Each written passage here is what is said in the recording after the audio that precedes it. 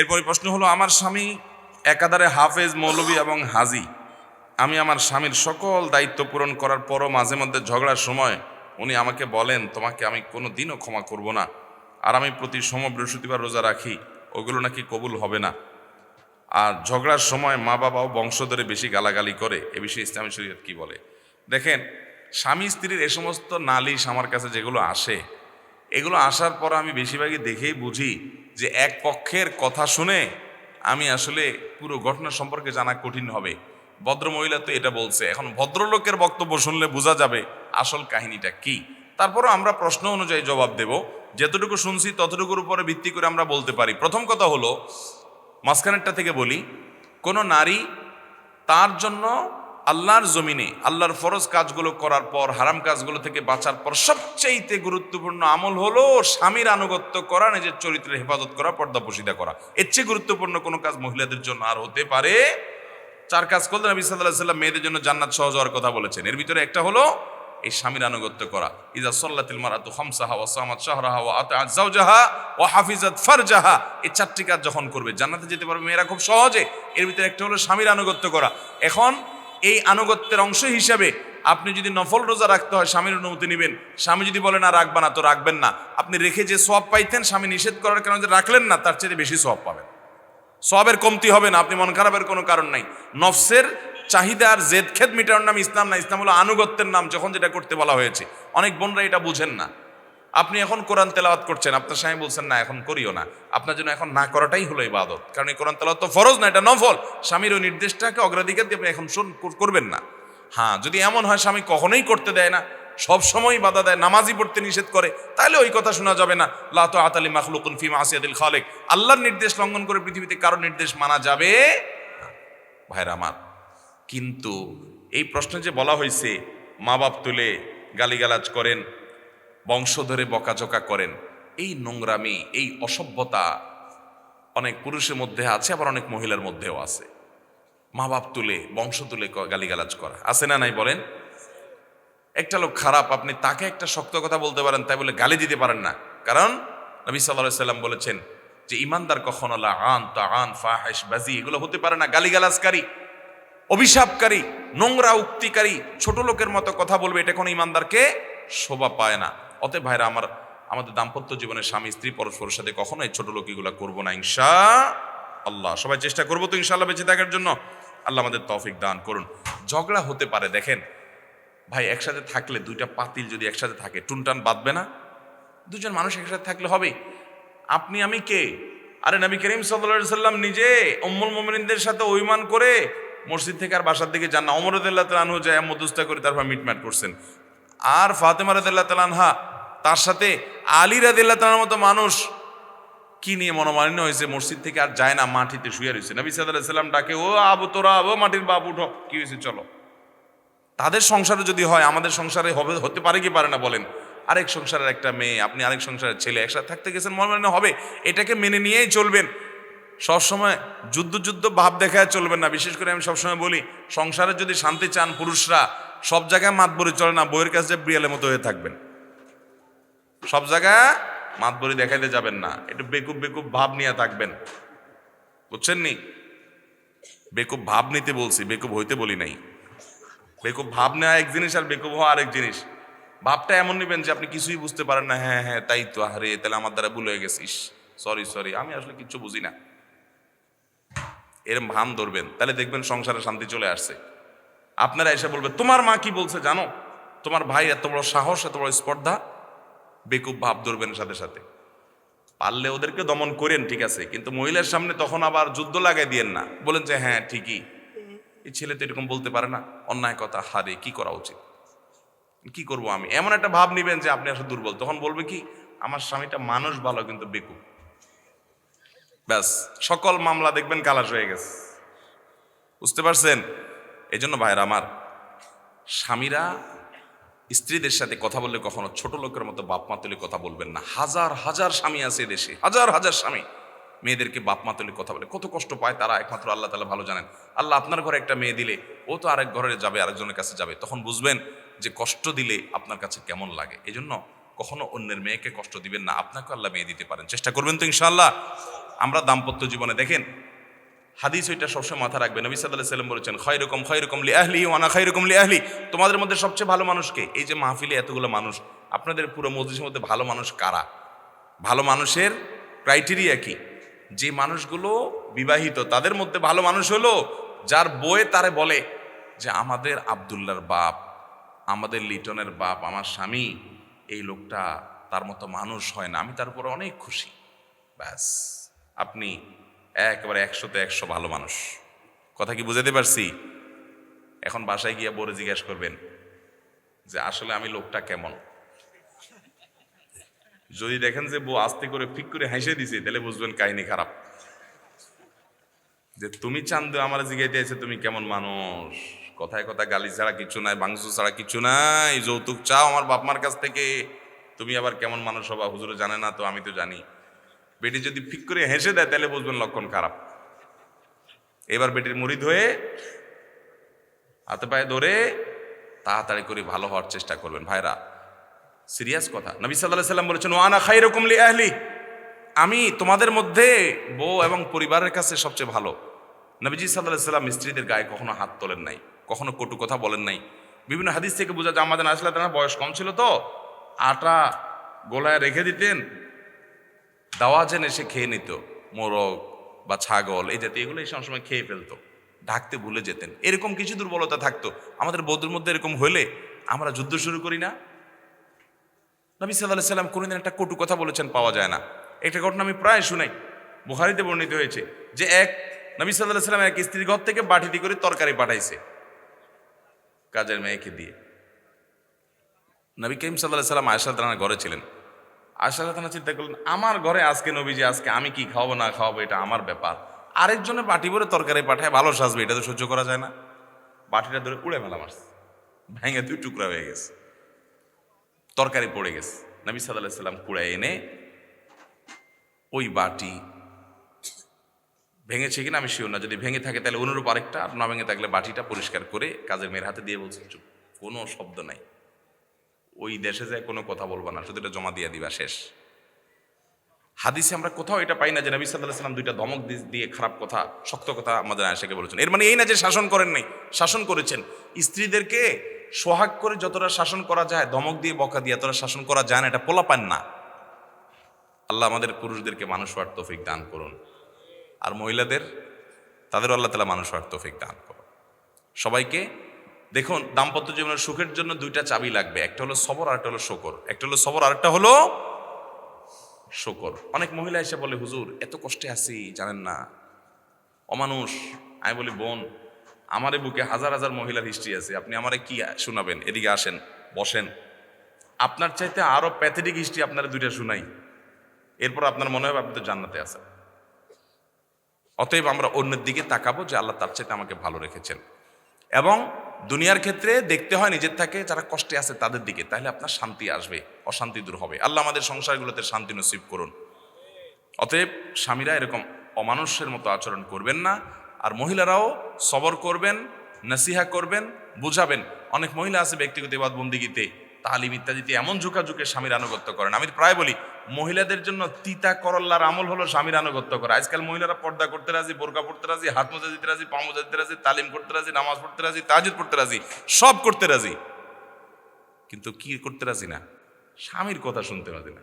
এই বেটার কথা শুনবো, বেকুবের মতো কথা বলে, এটা কোনো যুক্তির কথা হলো?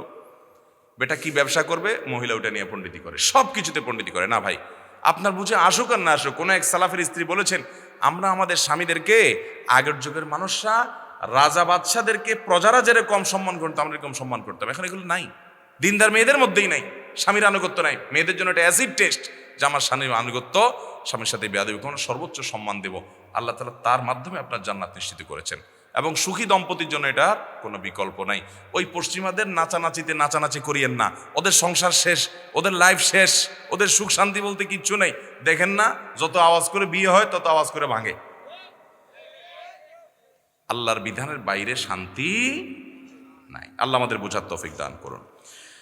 যুবকদের যৌবন হেফাজতের সমাধান কি, মানে হেফাজতের উপায় কি? যৌবন হেফাজত করা যুবকদের জন্য এটার মতো কঠিন আরেকটা কাজ আজকের যুগে আর নাই। নামাজ রোজা পড়া এত কঠিন না, এমনকি দাড়ি রাখাও এত কঠিন না। যত কঠিন হলো যুবকদের জন্য যৌবনকে নষ্টামি, নোংরামি এবং জেনা ব্যভিচার থেকে বাঁচানোর মতো কঠিন এরকম আরেকটা, এটা যতটা কঠিন এরকম অন্য কোনটা কঠিন না। আর এই জন্যই নবী করিম সাল্লাল্লাহু আলাইহি ওয়াসাল্লাম বলেছেন, মাইয়াদমান লি মা বাইনা লিহিয়াইহি ওয়া মা বাইনা রিজলাইহি আদমান লাহুল জান্নাহ। যারা দুই ঠোঁটের মধ্যবর্তী অঙ্গ অর্থাৎ মুখ এটা, আর দুই পায়ের মধ্যবর্তী অঙ্গ অর্থাৎ লজ্জাস্থান, এই দুইটা জিনিস অর্থাৎ তার চরিত্র এবং তার জবান, এই দুইটার দায়িত্ব যারা নিতে পারবে, নবী করিম সাল্লাল্লাহু আলাইহি ওয়াসাল্লাম বলেছেন, আমি তাদের জন্য জান্নাতের দায়িত্ব নিয়ে নিলাম।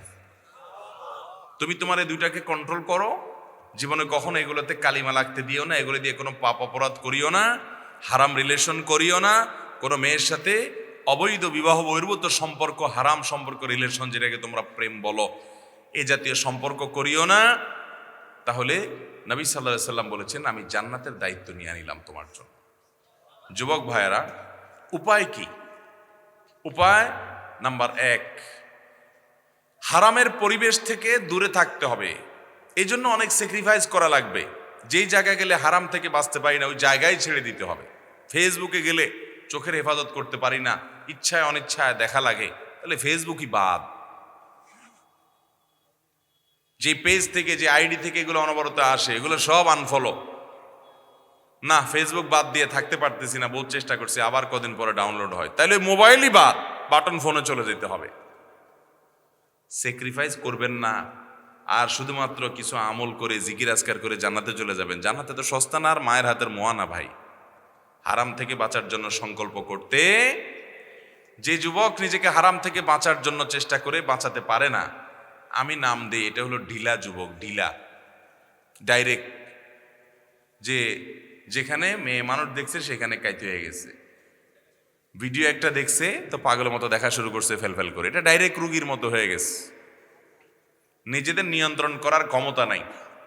আর যে হারাম দেখলে নিজেকে সরায় রাখে, না আমি এদিকে দেখবো না, আমি এটা শুনবো না, আমি এই পথে যাব না, আমি হারাম কাজ করব না, সবাই করে আমি করব না, নিজেকে বাঁচায়, সংগ্রাম করে, এর মেরুদণ্ড আছে, এর ভিতরে নিয়ন্ত্রণ শক্তি আছে, কন্ট্রোলিং পাওয়ার আছে।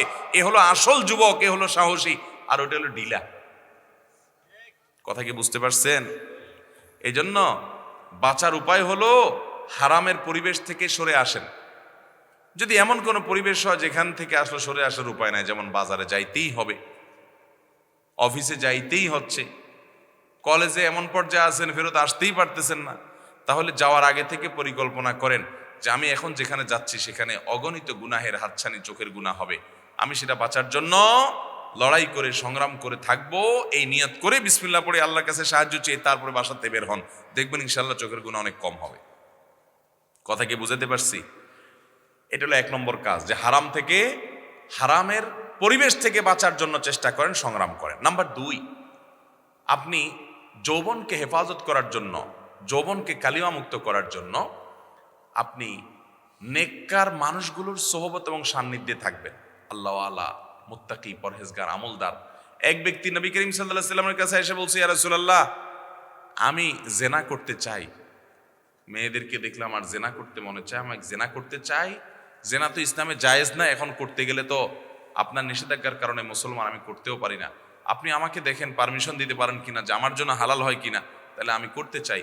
দেখেন সাহাবী কোনো অপরাধের কথা মনে আসলে আমরা হলে তো বলতাম না, হুজুরের সামনে যে ফেরেশতা সাজতাম, তাই না? তাদের মনের সব সমস্যার কথা তারা নবীজিকে বলতেন, নবীজি সাল্লাল্লাহু আলাইহি ওয়াসাল্লাম তাদেরকে ট্রিটমেন্ট করতেন, সমাধান দিতেন। তখন নবী সাল্লাল্লাহু আলাইহি ওয়াসাল্লাম কিছু সময় তাকে সাথে রাখলেন, তাকে একটু বোঝালেন, এরপর তিনি বললেন, ইয়া রাসূলুল্লাহ, আমার মনে জেনার কোনো আকাঙ্ক্ষা আর নাই।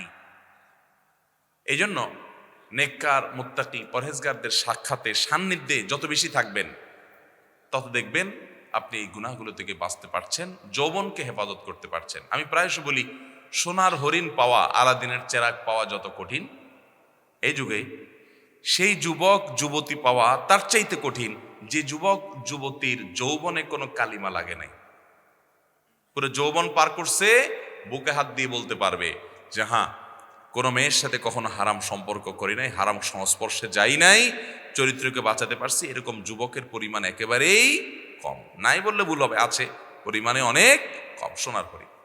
আল্লাহ তাআলা আমাদেরকে সেই সোনার হরিণ হওয়ার তৌফিক দান করুন। সেই সাথে ভাই আরেকটা দোয়াও করবেন আল্লাহ তাআলার কাছে। কি করবেন? দোয়া করবেন আল্লাহ তাআলার কাছে। দোয়া কি? দোয়া হলো আল্লাহুম্মা ইন্নী আউযু বিকা মিনাল ফিতানি মা যাহারা মিনহা ওয়া মা বাতান। আল্লাহ, আপনার কাছে আমরা পানা চাই, ফিতনা থেকে পানা চাই, মেয়েদের ফিতনা থেকে, নানামুখী ফিতনা থেকে পানা চাই। নামাজের শেষ বৈঠকে নবীজি সাল্লাল্লাহু আলাইহি ওয়াসাল্লাম একটা দোয়া পড়তেন, আল্লাহুম্মা ইন্নী আউযু বিকা মিন আযাবি জাহান্নাম ওয়া মিন আযাবিল কবর ওয়া আউযু বিকা মিন ফিতনাতিল মাহইয়া ওয়াল মামাত ওয়া আউযু বিকা মিন শাররি ফিতনাতিল মাসীহিদ দাজ্জাল। আল্লাহ, জীবন এবং মরণের সব ফিতনা থেকে পানা চাই। এগুলো ফিতনা ভাই, ঈমান ধ্বংস করার জন্য হাজারটা কাঁটা আসবে কিয়ামতের আগে। আল্লাহ তাআলা আমাদেরকে সেগুলো থেকে বেঁচে থাকার তৌফিক দান করুন। চেষ্টা করব তো সবাই ইনশাআল্লাহ। শীতের এই মৌসুমের বিশেষ কোনো আমল আছে কি? হ্যাঁ ভাই, শীতের বিশেষ কিছু আমল আছে। শীতের একটা গুরুত্বপূর্ণ আমল হলো, শীতের সময় দিনগুলো থাকে ছোট, পিপাসা লাগে কম, ক্ষুধা লাগে কম, চাইলেই নফল রোজা রাখা যায়, দেখতে দেখতে দিন পার হয়ে যায়। আবার শীতের সময় রাত থাকে অনেক বড়, চাইলে ভোর রাতে উঠে এশার পরে তাড়াতাড়ি যদি ঘুমায় যান, ভোর রাতে উঠে তাহাজ্জুদ পড়তে পারবেন, ঠিক না? তো এই জন্য শীতের সবচেয়েতে সুবর্ণ সুযোগ হলো আল গানিমা আল বারিদা সিয়ামু ফিশ শিতা। শীতের সময় নফল রোজা রাখতে পারা, এটা হলো শীতল সুবর্ণ সুযোগ, সহজ সুবর্ণ সুযোগ, চাইলেই মানুষ করতে পারে। কোন এক সালাফ তার মৃত্যুর সময় তিনি কাঁদছিলেন, তখনও শীতের মৌসুম আসে নাই, আসবে আসবে এরকম একটা সময় সম্ভবত। আশেপাশে লোকজন মনে করছেন উনি সবাইকে রেখে দুনিয়া থেকে চলে যেতে হবে, মৃত্যু হবে তার, এটা আঁচ করতে পেরে তিনি চরম অসুস্থ অবস্থায় কাঁদছেন বোধ হয়। তিনি বললেন, না, আমি কাঁদছি মূলত প্রতি বছর শীতের সময় আমি দিন ছোট থাকে রোজা রাখতে পারি, রাত বড় থাকে চাইলে ইবাদত করতে পারি, তাহাজ্জুদ পড়তে পারি, অন্য সময় না পারলেও, তো এই যে সুযোগটা আমার হাতছাড়া হয়ে যাবে, সেজন্য আমি কাঁদছি, যে সুযোগটা তো আর হয়তো আমি পাবো না। মুহতারাম হাজিরিন, কত শীত আমাদের জীবনে গেছে বলেন তো। শীতের মৌসুম উপলক্ষে রোজা রাখছেন এরকম কপালওয়ালা, এরকম ভালো মানুষ কয়জন আছেন? শীতের মৌসুম উপলক্ষে রোজা রাখছেন, ভালো করে বুঝেন। সোমবার বৃহস্পতিবার রোজা না, আইয়ামী চন্দ্র মাসের 13, 14, 15 তারিখের রোজা না, আমি বলতেছি শীত উপলক্ষে রোজা রাখছেন, আছেন? নাই। অথচ শীত উপলক্ষে নফল রোজা এ হাদিস দ্বারা সাবেত। চেষ্টা করবো তো ইনশাআল্লাহ। নাম্বার 2, শীতের মৌসুম যখন আসে, শীতের কষ্ট তীব্রতা যখন আমরা অনুভব করি, তখন জাহান্নামের কথা মনে করব। জাহান্নামে আল্লাহ তাআলা 2টা দিয়ে শাস্তি দিবেন, আগুন দিয়া এবং ঠান্ডা দিয়া। আগুনের বিভাগটাকে জাহান্নামের, ওইটাকে বলা হয় নার, ঠান্ডার বিভাগটাকে বলা হয় জামহারির। এই জামহারির বা ঠান্ডা দিয়েও শাস্তি দেওয়া হবে। আর দুনিয়াতে যে শীত এবং গরম আমরা দেখি, বুখারীর হাদিস থেকে আমরা জানতে পারি, নবী সাল্লাল্লাহু আলাইহি ওয়াসাল্লাম বলেছেন, এগুলো সবগুলো হলো জাহান্নামের ছোঁড়া ভাব। কারণ জাহান্নাম আল্লাহর কাছে অভিযোগ করেছে, ইশতাকাতিন নারু ইলা রাব্বিহা ক্বালাত রাব্বি আকালা বা'দি বা'দা ফাআদিনা লাহা বিনাফাসাইন। জাহান্নাম বলছে, আল্লাহ আমার এক অংশ অন্য অংশকে গ্রাস করে ফেলে। এত উত্তাপ জাহান্নামে, ঠান্ডার মধ্যেও এত ঠান্ডা যে এক অংশ অন্য অংশকে খেয়ে ফেলার মতো রাক্ষসে ভাব জাহান্নামের মধ্যে। একটু যাতে সেটা কমে, আল্লাহ তাআলা ভাঁপ ছাড়ার সুযোগ দিয়েছেন। 2টি ভাঁপ ছাড়ে, তার একটা হলো জাহান্নামের নার বিভাগের, সেটা দিয়ে পৃথিবীতে গরম হয়, যখন যেখানে হয় আল্লাহ বন্টন করে দেন। আর শীতটা জাহান্নামের ঠান্ডা ভাব থেকে আসে। এই জন্য শীতের কষ্টে ইমানদার জাহান্নামের কথা স্মরণ হবে এবং দোয়া করবে, আল্লাহুম্মা আজিরনা মিনান, আল্লাহ জাহান্নামের আগুন থেকে আমরা পানা চাই। দোয়া করবো তো ইনশাআল্লাহ। শীত উপলক্ষে গুরুত্বপূর্ণ আরেকটা আমল হলো, শীতে যে সমস্ত মানুষ কষ্ট করে তাদেরকে শীত বস্ত্র দেওয়া, তাদেরকে শীতের কাপড় কিনে দেওয়া। আপনার আশেপাশে অনেক লোক আছে, নতুন কিনে দেওয়ার মতো কলিজা নাই, তো পুরানটা অন্তত দিয়ে দেন। অনেকে আছে দেখবেন বাসায় অনেকগুলো আছে, পরেও না, ফালায় রাখে, অথচ অনেক মানুষ কষ্টে আছে না নাই? ভাইরে, আজকে মরে গেলে কালকে এগুলো সব মানুষ ভাগযোগ করে নিয়ে যাবে। অথবা আমার প্রয়োজনের বাইরেরটা অন্তত মানুষকে দিয়ে দেই। আর সবচেয়ে ভালো হয় যদি নতুন কিনে দিতে পারি। আমরা সুন্নাহ ফাউন্ডেশন থেকে এই বছর আলহামদুলিল্লাহ ইতিমধ্যে প্রায় 10,000-এর বেশি শীতবস্ত্র সারা দেশে আমাদের বিতরণ করা শেষ হয়ে গেছে। আরো 5,000 বিতরণের পরিকল্পনা চলছে। আশা করছি সপ্তাহ 10 দিনের ভিতরে আমরা 15,000 শীতবস্ত্র এই বছর বিতরণ করবো ইনশাআল্লাহ।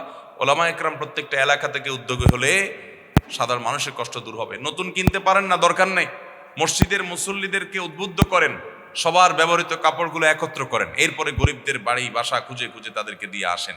চেষ্টা করবো না ইনশাআল্লাহ? শীতের এই আমলটা করবো তো ইনশাআল্লাহ? ভাইরা আমার, শীতের 4 নম্বর আমল হলো মোজার উপরে মাসা করা। যদি চামড়ার মোজা হয় তাহলে সর্বসম্মতিক্রমে সেটার উপরে মাসা জায়েজ। আর কাপড়ের মোজা হলে সেটা অনেক শক্ত, যে দীর্ঘ পথ হেঁটে যেতে হবে, ওরকম কাপড় মোজা আজকাল পাওয়া টাফ হয়। পাতলা, যে মাসা করলে ভিতরে ভিজে যায় বা ফাঁকা হয়ে যায় বা বেশি দূর হাঁটার মতো না, উইক দুর্বল, এগুলো না। চামড়া মোজাটা হলো একেবারে ইখতিলাফের ঊর্ধ্বে। এই মোজা পরার পর 24 ঘন্টার মধ্যে অজু করার পর মোজা পরলে 24 ঘন্টায় পাও না ধুয়ে মোজার উপরে মাসা করলে চলবে, এবং এর কারণে কোনো সওয়াব কমও হবে না। কারণ নবী করিম সাল্লাল্লাহু আলাইহি সাল্লাম আমল করতেন না যদি সওয়াব কম হতো, আলী রাদিয়াল্লাহু তাআলাকে শেখাতেন না। আহলে সুন্নাত জামাতের অন্যতম গুরুত্বপূর্ণ একটা নিদর্শন হলো, শিআর হলো মোজার উপরে মাসা করা, এটা জায়েজ, সেই আকীদা লালন করা, পোষণ করা। মোহতারাম হাজিরিন, অতএব শীতের আরেকটা গুরুত্বপূর্ণ আমল এটা, যদিও এটা শীতে বলে কোনো কথা না, সারা বছরই করা যাবে, কিন্তু শীত উপলক্ষে করার প্রয়োজন বেশি, সেজন্য শীতের আমল বললাম আমরা। এরকম আরো অনেকগুলো কাজ আছে যেগুলো শীত উপলক্ষে আমরা করতে পারি। আল্লাহ তাআলা আমাদেরকে শীতের এই মৌসুমটাকে সর্বোত্তম ব্যবহার করে এটা থেকেও আমাদের জান্নাতের পথে অগ্রসর হওয়ার তৌফিক দান করুন। একজনকে ব্যবসার জন্য কিছু টাকা দিয়েছি, কোনো চুক্তি ছাড়াই তিনি আমাকে কিছু বেনিফিট দেয়, সো সেই টাকা গ্রহণ করা যাবে কিনা? আপনি টাকা ব্যবসার জন্য দিছেন, আপনার উদ্দেশ্য কি? প্রথম প্রশ্ন হলো এটা। আপনি যদি তাকে লোন দিয়ে থাকেন, হাওলাত দিছেন, যে বাবা তোমাকে আমি 1 লাখ টাকা দিলাম, তুমি ব্যবসা করো, আমার মূল টাকাটা ফেরত দিয়ে আমার কোনো লাভ টাভ দেওয়ার দরকার নেই, আমি তোমাকে লোন দিছি, আমি ব্যবসার জন্য দেইনি, এভাবে যদি দিছেন আপনি, সে আপনাকে ফেরত দেওয়ার সময় তার নিজে থেকে কিছু বাড়ায় দিস, 2000, 5000, 10,000 বাড়ায় দিছে তার নিজে থেকে, আপনি কোনো চুক্তিও করেন নাই, আশাও করেন নাই, হয়তো আপনি কল্পনাও করেন নাই সে এরকম দিবে। দেওয়ার সময় সে বলছে ভাই আপনি আমার উপকার করছেন, এই জন্য আপনার মূল টাকা দিলাম, আর এগুলো আমি খুশি আপনাকে এমনি দিলাম, যেটা আমার উপকার করছেন আপনি। তো এটা নেওয়া জায়েজ আছে, কিন্তু এটা পরিষ্কার বুঝতে হবে যে এটা যদি ঘুরায় ফিরায় ইশারা ইঙ্গিতে হয়, যে আপনি দেওয়ার সময় বললেন না ভাই আমি ব্যবসা বাণিজ্য চাই না, তোমার এমনি দিছি, ঠিক আছে তুমি রাখো, তুমি খুশি হয়ে কিছু দিলে সেটা জায়েজ আছে, তো বলে দিলেন, তাহলে ওইটা কি হবে না? জায়েজ হবে। মানে যদি প্ল্যান পরিকল্পনা করে হয় তাহলে সুদ হবে। কুল্লু কারজিন জাররা নাফআন ফাহুয়া রিবান। আর দিয়েছেন আল্লাহর জন্য, উনি দেওয়ার সময় নিজে থেকে বাড়িয়ে দিয়েছেন, সেটা সুদ হবে না। এখন আপনি প্রশ্নে লিখেছেন ব্যবসার জন্য দিছেন, ব্যবসার জন্য দিছেন মানে সে ব্যবসা করবে সেই জন্য হাওলাত দিচ্ছেন, সেটা হলে ঠিক আছে। আর আপনি দেওয়ার সময় যদি ব্যবসার ধান্দা থাকে তাহলে অতিরিক্ত লাভ নিতে হলে আপনাকে চুক্তিতে আসতে হবে, ঠিক আছে ভাই আমার টাকা তোমার শ্রম, ব্যবসা করো, অথবা তোমারও টাকা আছে আমারও টাকা আছে, দুইটা দিয়ে ব্যবসা করো, আমার এই টাকা আছে, এটার বিনিময়ে ব্যবসা করার পর যে লাভ হবে তার এত পার্সেন্ট আমাকে দিবা। পার্সেন্ট ঠিক করতে হবে, সেটা 50% হোক, 20% হোক, 30% হোক, উভয় পক্ষ যেভাবে ঠিক করে সেই পার্সেন্টেজ আকারে হিসাব করে করে লাভ দিতে হবে, তাহলে সেটা জায়েজ আছে। থোক মুখস্থ প্রতি মাসে প্রতি বছর একটা মুখস্থ টাকা দিয়ে গেল আন্দাজে, সেটা জায়েজ হবে না। উতলুবুল ইলমা ওয়ালাউ কানা বিসসিন, আরেকটা হলো আহিব্বুল আরব আলী সালাস। দেখুন, উতলুবুল ইলমা ওয়ালাউ কানা বিসসিন, এটি কোনো বিশুদ্ধ হাদিস নয়, এটি নবী করিম সাল্লাল্লাহু আলাইহি সাল্লামের নামে প্রচারিত অশুদ্ধ জাল হাদিসগুলোর মধ্যে থেকে একটি, এটি কোনো শুদ্ধ হাদিস নয়। আর আহিব্বুল আরব আলী সালাস লিআন্নী আরবী ওয়াল কুরআনু আরবী ওয়া কালামু আহলিল জান্নাতি আরবী, এই জাতীয় একটা হাদিস, এটিও বহুল পরিচিত, কিন্তু এই হাদিসের সনদ সহি নয়, দাঈফ, এটা দুর্বল সূত্রে বর্ণিত, এবং মুহাদ্দিসিন ইকরামের তাহকিক হলো এই হাদিস বিশুদ্ধতার মানদণ্ড উত্তীর্ণ নয়। তবে হ্যাঁ, এটা ঠিক যে আরবি কোরআনের ভাষা, সেজন্য একজন মুসলমান আরবি ভাষা শেখার চেষ্টা করবেন, আরবি ভাষা জানার চেষ্টা করবেন। আরবি ভাষা ফরজে কেফায়া মুসলমানদের উপরে শেখা, যদি না শিখে তাহলে কোরআন হাদিস থেকে আল্লাহর আদেশ নিষেধগুলো জানতে পারবে না, সেজন্য আরবি ভাষা শিক্ষা করবে, সেটা ভিন্ন বিষয়। কিন্তু আরবকে ভালোবাসার জন্য নির্দেশ করা হয়েছে 3 কারণে, যে নবী আরবি, কোরআন আরবি, জান্নাতের ভাষা আরবি, এই মর্মে যে হাদিস রয়েছে সেটি সনদটি বিশুদ্ধ নয়, সহি নয়। ওয়াসিলা কি? রাসূল আকরাম সাল্লাল্লাহু আলাইহি সাল্লাম ওসিলা দ্বারা দোয়া করার শরঈ বিধানকে জানতে আগ্রহী। ভাইরা আমার, ওয়াসিলা এটা শব্দের অর্থ, এটা নির্ভর করে যে কোথায় ব্যবহার করা হয়েছে এবং কোথায় কি উদ্দেশ্যে নেওয়া হয়েছে। কোরআনে কারিমে আল্লাহ বলেছেন ওয়াবতাগু ইলাইহিল ওয়াসিলাহ, তোমরা আল্লাহর প্রতি ওসিলা তালাশ করো। এখানে ওসিলা বলতে কি, আমাদের দেশে অনেকে বলে এখানে ওসিলা মানে হলো মাধ্যম, আল্লাহর কাছে যাইতে হলে ডাইরেক্ট না, মিডিয়া ভায়া মই ধরো মই, এটা হলো ওসিলা। অথচ এই আয়াতের তাফসিরে আপনি বড় বড় তাফসির গ্রন্থগুলো খোলেন, সবই তো বাংলা হয়ে গেছে এখন আলহামদুলিল্লাহ। আপনি খুললে নিজেই দেখবেন যে ওসিলার এখানে অর্থ কি করেছে, ব্যাখ্যা কি করেছে। আপনি বাংলা ওসিলা ধরলে তো হবে না, এখানে ওসিলার ব্যাখ্যা করেছেন মুহাদ্দিসিন ইকরাম, মুফাসসিরিন ইকরাম, কোরআন বিশ্লেষকগণ, যে এর অর্থ হলো আল্লাহ রাব্বুল আলামিনের ইবাদত বন্দিগি করে তার নৈকট্য অর্জন করার চেষ্টা করা। এখানে কোনো ভায়া মিডিয়া কোনো ব্যক্তিকে ধরার কথা বলা হয় নাই, সেটা ইসলামে নাই। অতএব সেটা করতে হবে। ওসিলা মূলত সে বিষয়টি। নিজের মা ভাই বোনদের সাথে সম্পর্ক নাই, শ্বশুর শাশুড়ি শালা শালীদের সাথে সম্পর্ক ভালো, এই লোকের অবস্থা কি হবে একটু জানাবেন। ভাই বোনদের সাথে সম্পর্ক ভালো নাই, শ্বশুর শাশুড়ি শালা শালীর সাথে খুব ভালো সম্পর্ক, এই রোগটা আমাদের দেশে প্রচুর পরিমাণে আছে, প্রচুর পরিমাণে আছে। কারণ ওই যে হাইকোর্ট ঠিক রাখা লাগবে, বউরে খুশি করার জন্য, ঘরে যাতে অশান্তি না হয়, সেজন্য শালা শালী শ্বশুর শাশুড়ির সাথে অনেক ভালো সম্পর্ক। দেখেন, এটা তো ঠিক যে আপনার স্ত্রী তিনি তার মা বাবার হক আদায় করতে পারেন না, আপনার সংসারে থাকেন, আপনার মা বাবা আপনার ভাই বোন বা আপনাদের সংসারের দিকে তাকাতে গিয়ে তার নিজের মা বাবার দিকে অনেক সময় তাকানোর সুযোগও পান না। তো সেই জায়গা থেকে আপনি স্ত্রীর হয়ে আপনার শ্বশুর শাশুড়ি একটু খেদমত করলেন, এটা ভালো, এটা ভালো, এটা দোষের কিছু না। কিন্তু মা বাবার চাইতে শ্বশুর শাশুড়িরে বেশি আদর করবেন আর ভাই বোনের চাইতে শালা শালীরে বেশি আদর করবেন, এটা তো ঠিক না। অনেক প্রবাসী আছেন, দেশের লোক যারা আছে তাদেরও এই রোগ আছে, যে হয়তো প্রবাস থেকে আসার সময় কিছু নিয়ে আসছে, তো বোন বা ভাইটারে বলে যে এই নে তোরে শ্যাম্পু একটা দিলাম, তোরে এই গড়ি একটা দিলাম, যা চলে যা, আর তাকাইস না। আর শালীরে ডাকে এনে বলে শুনছো বিউটি, এই যে লাগেজ খুলে দিলাম, তোমার কোনটা কোনটা পছন্দ হয় না। তো এই টাইপের আচরণ আমাদের অনেক ভাইরা করেন।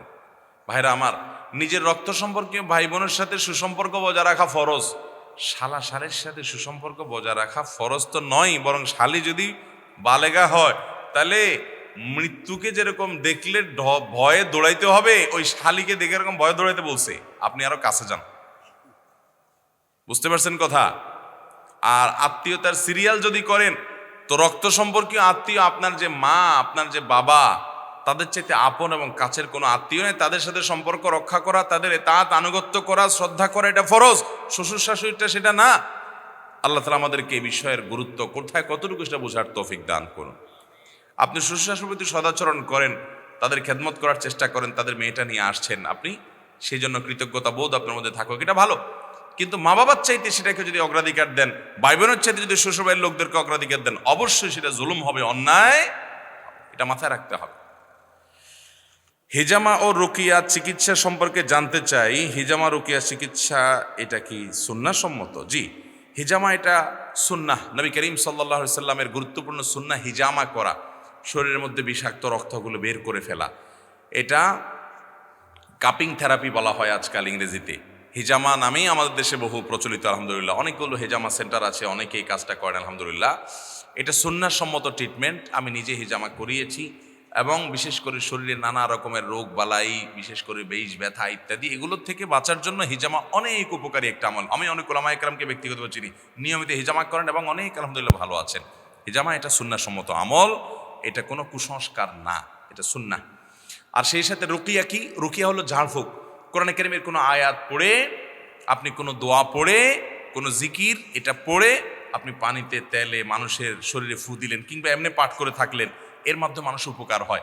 আমি বিভিন্ন জায়গায় বলার চেষ্টা করি, ভাই যদি কেউ আল্লাহ রাব্বুল আলামিনের কুদরত সরাসরি দেখতে চান, কোরআনের যদি মুজিজা আপনি দেখতে চান এখন এই সময়ে, তাহলে রুকিয়ার কোনো বিকল্প নাই। আমি প্রতিনিয়ত দেখি এটা, বাসা বাচ্চা ঘুমাচ্ছে না, কান্নাকারি করছে, অস্বাভাবিক আচরণ করছে, পোলাপান অনেক সময় দেখা যায় না অযথাই কান্দে, বোঝা যায় না কি হচ্ছে। অনেক সময় দেখা যায় পেটে ব্যথা, ছোট মানুষ বলতে পারে না, এটা এক জিনিস। কিন্তু অনেক সময় বোঝা যায় যে অস্বাভাবিক আচরণ করছে, পাগলামিও দুষ্টামিও দেখা যায় সীমা ছাড়িয়ে চলে যায়। আমি তো আমার পরিবারে প্রায় আমল করি যে রুকিয়ার অ্যাপ থেকে রুকিয়ার অডিও চালাই দেই, ওইটা যখন চলতে থাকে 20-30 মিনিট পরে দেখা যায় ঠান্ডা হয়ে গেছে। একদিন তো আমার মনে আছে, আমার একটা বাচ্চা 3 বছর বয়স, হঠাৎ করে রাত্রে সে 1-1.5 ঘন্টা পর্যন্ত লাফালাফির একটা সীমা থাকে, সীমা ছাড়া লাফালাফি, বোঝাই যাচ্ছে যে ওইটার ওই যে শয়তান পিছে আলটা দিলে যেরকম হয় ওইরকম কিছু একটা লাগছে, এত লাফালাফি করছে। তো পরবর্তীতে সূরা ফাতিহা পড়ে ফু দিলাম, দেখলাম যে ধাপ করে সাথে সাথে বিছানায় পড়ে গেল এবং একটু পরে নাক টেনে ঘুমাই শুরু করে দিল। এই জন্য কোরআনে কারিমের আয়াত পড়ে রুকিয়া এবং ঝাড়ফুঁক করলে সেটার উপকারিতা অনেক বেশি পাওয়া যায় এবং এটা সুন্নাহসম্মত ট্রিটমেন্ট, এটা করা যেতে পারে, কোনো অসুবিধা নাই। আল্লাহ রাব্বুল আলামিন আমাদের সবাইকে কোরআন এবং হাদিসের যে সমস্ত কথা আমরা শুনলাম জানলাম এই সবগুলোর যে আমল করার তৌফিক দান করুন। সব আমল করার চেষ্টা করবো তো ইনশাআল্লাহ। জাযাকুমুল্লাহ খাইর ওয়া আখিরু দাওয়ানা আলহামদুলিল্লাহি রাব্বিল আলামিন।